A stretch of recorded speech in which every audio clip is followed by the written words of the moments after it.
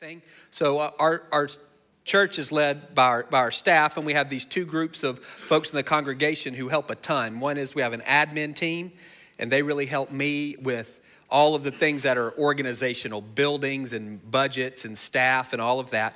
And then we have a ministry team, and they help all of our pastors in their area, kids and students and adults and worship and pastoral care.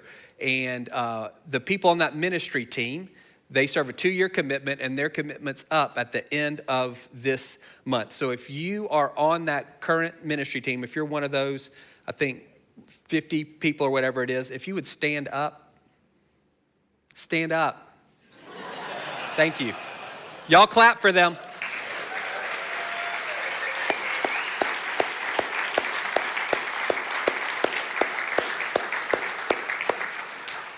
So we've got an opportunity now moving into January where we're going to, our ministry leaders, they ask people who are active in their area to say, hey, would you want to be on this team? The teams are 3 to 5, some of pastoral care is a bit bigger. And the primary responsibilities of those folks are to pray for that ministry area, to encourage the volunteers in that ministry area, and they kind of serve as needed with the pastor of that area. So, we just hired somebody new in our children's area, and the children's ministry team help interview those folks. So it's kind of however the pastor needs them to serve. And y'all's part in that as a congregation is we want you to discern how you feel about the people who our pastors have chosen. So you can click on that QR code, tap that little sticker in front of you. Kim will send it out in an email.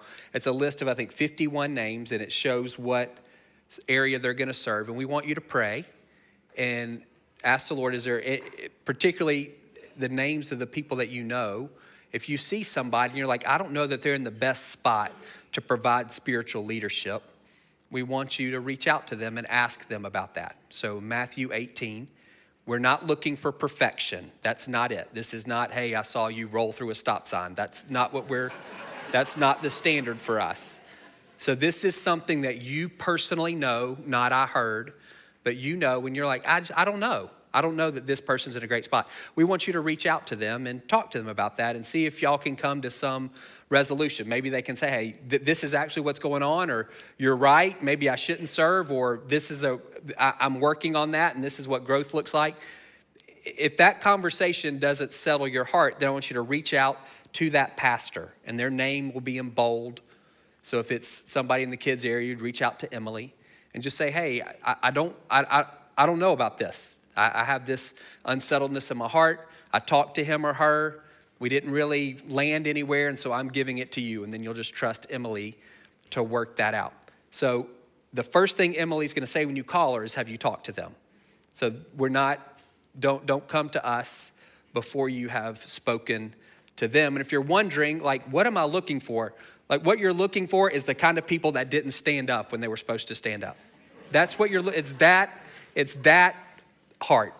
These are not people who are, they want to serve. They're not looking for a microphone or a spotlight. That's what we're looking for. Who do you want to be in spiritual leadership in this church? So y'all can walk through that. You have a month between now and the end of December. And if we hear from anybody, then we'll handle that on our end. Otherwise, we'll confirm all these people in January, and they'll start serving next year.